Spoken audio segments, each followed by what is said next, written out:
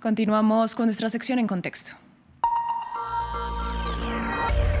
Ya lo decíamos, llega en contexto y para entender por qué el uranio enriquecido es clave en el contexto de lo que está sucediendo entre Irán e Israel. Me acompaña en el estudio mi compañera María Angulo. Bienvenida. Buen inicio de semana para ti, Valentina. Lo mismo le digo. Vamos a empezar hablando de este intercambio de ataques entre Israel e Irán que continúa. Y para poner en contexto lo que sucede, pues es necesario que hablemos sobre el uranio, qué es y por qué es clave en medio de esta situación. Bueno, Valentina, pues el uranio es un elemento químico radiactivo fácilmente inflamable y tóxico que se encuentra en la corteza terrestre. De acuerdo con la definición que nos ofrece el Organismo Internacional de Energía Atómica, o IEA, es de los más abundantes en la naturaleza. Esto en un contexto en el que, para que nos hagamos una idea, el volumen de uranio en el mundo es de unas 500 veces superior al del oro. En la tabla periódica su número atómico es el 92 y su símbolo es la U. Pero ¿por qué es clave en medio de la confrontación entre Israel e Irán? Pues porque sus propiedades, la más relevante es justamente la de ser la principal fuente de combustible de los reactores nucleares, que son los que sostienen al programa nuclear iraní, que está en la mira de las fuerzas de Israel. Se estima que una cantidad de combustible de uranio del tamaño de un huevo de gallina puede llegar a proporcionar la misma cantidad de energía que es posible obtener gracias al uso de cerca de 88 toneladas de carbón. Así las cosas, las reservas de uranio enriquecido son de hecho una de las principales razones de la escalada de este conflicto. Según lo indicado por el primer ministro israelí Benjamin Netanyahu, lo que su gobierno lanzó el 13 de junio fue un ataque preventivo con el objetivo de frenar el avance del programa nuclear de Irán. Bueno, ya sabemos entonces qué es el uranio y en este contexto pues le pregunto, ¿cómo se extrae? Pues existen tres formas de extraer uranio. La primera es la minería a cielo abierto, la segunda es la minería subterránea y la tercera es la lixiviación in situ, que es la que vemos en pantalla. Sacan de la tierra una mena o roca que tiene una combinación de elementos que los procesan y obtienen una mezcla que es llamada torta amarilla, que es básicamente óxido de uranio. Cuando se emplea la técnica de lixiviación in situ, bombean una solución química a través del yacimiento para disolver el uranio y extraerlo.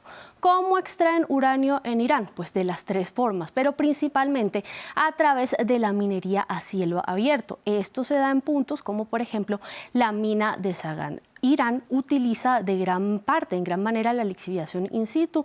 Una cantidad significativa de uranio enriquecido se produce justo en la planta de Natanz, que como vimos fue blanco de los ataques de Israel. María, mucho se habla del enriquecimiento de uranio, pero entonces, ¿qué es lo que implica este proceso? Valentina, aunque el núcleo atómico del uranio es inestable y eso es lo que hace que se desintegre de manera espontánea y libere energía, que es la propiedad que hace que sea fundamental para los reactores nucleares, alcanzar los niveles de energía que requieren estos reactores es muy complejo. Para lograrlo, el uranio debe ser sometido a un proceso de enriquecimiento. ¿Qué significa esto? Que lo que los científicos nucleares hacen es modificar la proporción de los isótopos. ¿Qué son los isótopos? Son átomos de un mismo elemento químico, en este caso el uranio, que tienen el mismo número de protones pero diferente número de neutrones. En palabras simples, se trata de un elemento que tiene varias versiones con las mismas características químicas pero con diferentes pesos atómicos. Según la OIEA, existen tres tipos de isótopos de uranio: el 234, el 235 y el 238. El 238 representa el 99% de las reservas de todo el planeta, pero el 235, que constituye apenas el 0,72%, es el que se utiliza para producir combustible nuclear, es decir, el que más enriquece Irán. Bueno, partiendo del uranio como principal fuente de combustible de los reactores nucleares, expliquemos cómo es el ciclo del combustible nuclear. Así es, el ciclo del combustible nuclear, que busca paralizar Israel al atacar Irán, es un proceso industrial que está integrado por varias etapas. ¿Cuál es el objetivo? Producir energía a partir del uranio.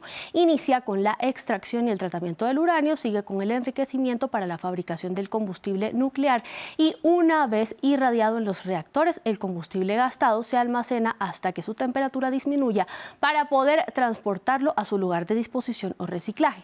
Para ser transformado en combustible combustible nuclear, el uranio pasa por estado sólido, líquido y gaseoso.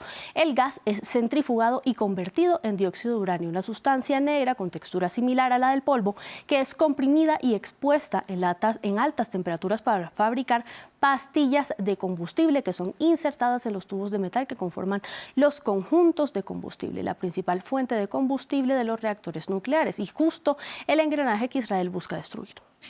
Bueno, ¿qué es entonces el Tratado de No Proliferación de Armas Nucleares? ¿Cuáles son sus implicaciones? El Tratado de No Proliferación de Armas Nucleares es, por decirlo así, la hoja de ruta del mundo para prevenir la proliferación de este tipo de armas, pero también para fomentar el uso pacífico de la energía nuclear y promover el desarme. Establece un sistema de salvaguarda bajo el control de la OIEA que fue adoptado el 12 de junio del año 1968 en la sede de Naciones Unidas en Nueva York y que entró en vigor el 5 de marzo de 1970. Irán lo ratificó justo en ese año. ¿Qué es lo que sucede con Irán? Que ha sido señalado por almacenar uranio enriquecido en niveles superiores a los necesarios para las aplicaciones civiles, lo que ha generado inquietudes sobre sus verdaderos fines de su programa atómico. Estas sospechas se intensificaron en el año 2003 cuando se descubrió que operaban instalaciones nucleares no declaradas y este hecho fue calificado como una suerte de violación al tratado. Pues Elmaría, muchas gracias por toda esta información. A ti, Valentina Portillo. A ustedes gracias por su sintonía. Nosotros los invitamos a continuar con France 24, que ya llega desinformando.